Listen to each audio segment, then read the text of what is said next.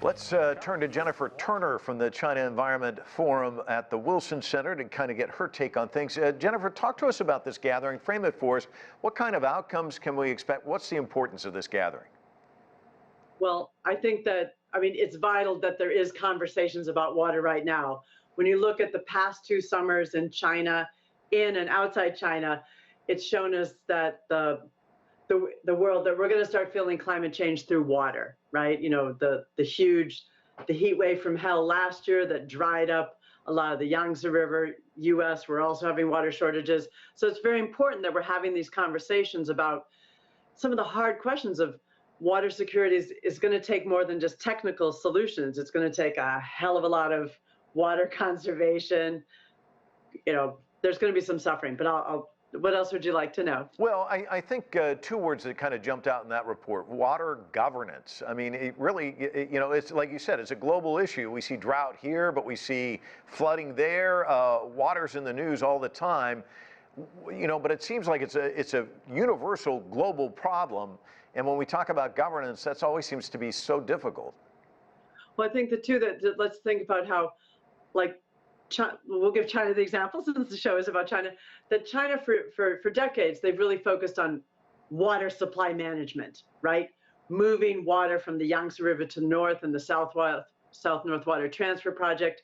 The Yangtze River is the same river where they're putting up a lot of hydropower upstream. You have all these cities on the river drawing out water, throwing in pollution. It's at a tipping point. And so then when you add climate change, is just pushing over the edge business as usual in water management in China. And I think that some of the conversations that they're starting to have more in China, recently they passed the 14th 5-year plan for water security. It's the first of its kind in China. And it's something that I do applaud. They've passed for the past 10 years a lot of aggressive water policies, plans, and laws. And now this new 14th 5-year plan for water security is trying to be a big umbrella and to give it more probably political heft, which is desperately needed. But I think what's encouraging to me is that some of this is now looking at more water conservation, water recycling. Do you know what water recycling is, Mike?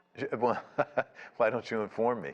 Well, water recycling, we think of treating wastewater, which is done all around the world, and usually when we treat wastewater, it goes straight into the river. But water recycling means taking solid waste water that, Singapore is the prime example, taking toilet to tap, right? They treat it so much that it can be used for drinking water or even for their industry and making chips, right? And now China, you're not allowed to treat wastewater that can go directly to drinking, but it's an important policy. Beijing right now is 20% of their water comes from water recycling, and that's using it for landscape, sometimes even agriculture. So it's treated kind of like gray water. They sometimes refer to it in China as middle water.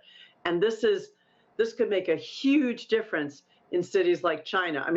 Recycle, right? Closing the loop on water instead of just relying on water transfers that are coming from the south of China. Now, yeah, you were saying the recycled water, the reclaimed water, and you also mentioned Singapore. Are there things you're seeing in China and perhaps Singapore? One of the things they're talking about is exchange of ideas. Some of these things where the ideas can actually be transplanted in other parts of the world.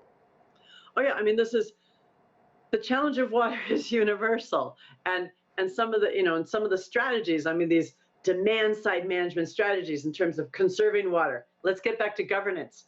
Water's underpriced around the world, and China has been struggling with this as well. They have over the past 20 years been trying to do water pricing reform. Industries are paying more. They don't want to have farmers pay more, but farmers, agriculture is using 60 to 65% of the water. But there's other ways that you can help the farmers. China has been expanding.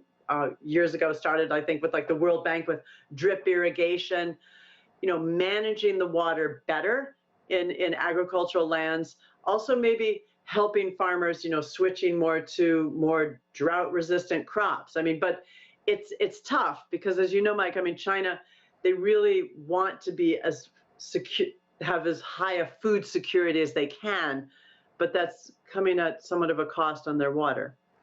Jennifer Turner, I always learn a lot listening to you. Thank you so much for joining us this evening. Thanks for having me and highlighting this important issue of water.